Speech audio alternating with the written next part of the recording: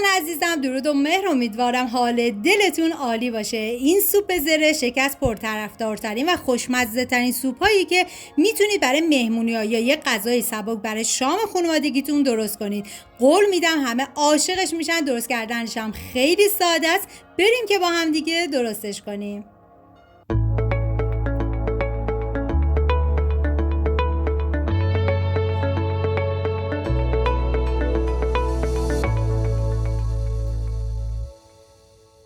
مواد لازم: سیب زمینی، پیاز، هویج، گوجه فرنگی، سینه مرغ، جوی دو سرپرک، زرشک تازه، جعفری تازه، آب نارنج.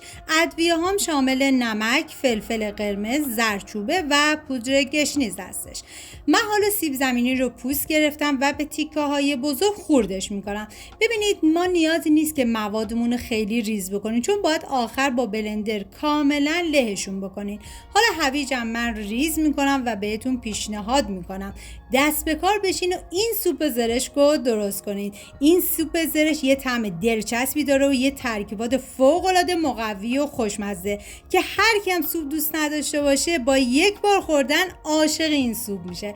و حالا گوجه فرنگی رو خورد میکنم. ببینید سعی کنید که حتما از جعفری تازه استفاده کنید و الان فصل زرشک، حتما از زرشک تازه استفاده کنید.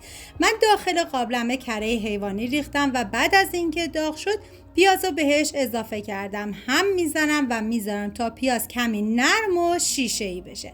و حالا ادویه ها که شامل زردچوبه، پودر گشنیز، فلفل قرمز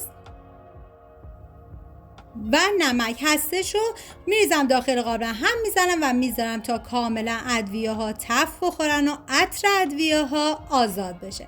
بعد از اینکه تف خورد، حالا ما سیب زمینی که خورد کرده بودیم و میریزیم داخل قابلمه و یه هم میزنیم و میذاریم که سیب زمینی یه تفت مختصری بخوره.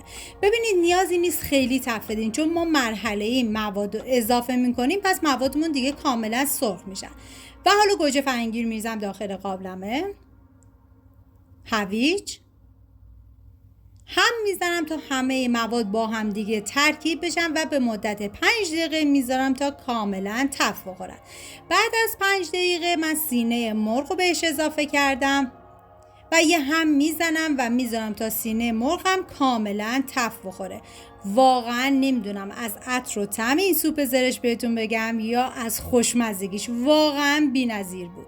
و دوباره هم میزنم تا سینه مرغ جابجا بشه و کاملا سرخ بشه.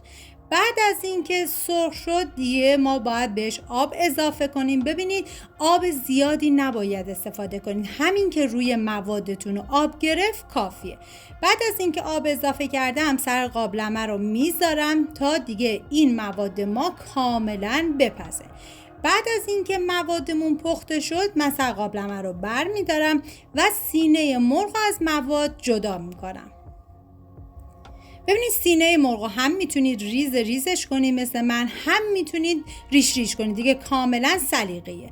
بقیه مواد رو با بلندر کاملا لهش میکنم.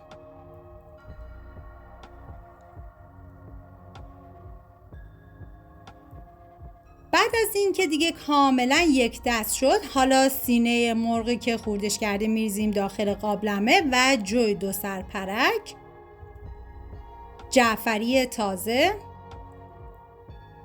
هم میزنیم تا همه مواد با هم دیگه ترکیب بشن. ببینید جوی دو سرپرک و جعفری رو نیم ساعت آخر دیگه باید بهش اضافه کنی، یعنی بعد از نیم ساعت دیگه باید این غذاتون کاملا آماده شده باشه.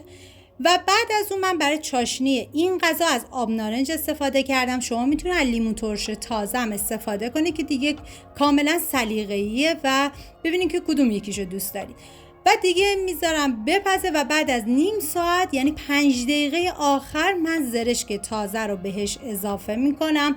هم میزنم تا همه مواد با هم دیگه ترکیب بشن و بعد از 5 دقیقه دیگه این سوپ زرشک خوشمزه ما آماده است. امیدوارم این سوپ زرشک خوشمزه رو درست کنید و در کنار خانواده از خوردنش نهایت لذت رو ببرید. و در آخر من با زرشک تازه و جعفری هم تزیینش کردم. اینم از سوپ زرشک فوق‌العاده خوشمزه ما. جای تک تک شما دوستان عزیز خالی. مرسی از همراهی همیشگیتون. تا یه خوشمزه دیگر، بدرود.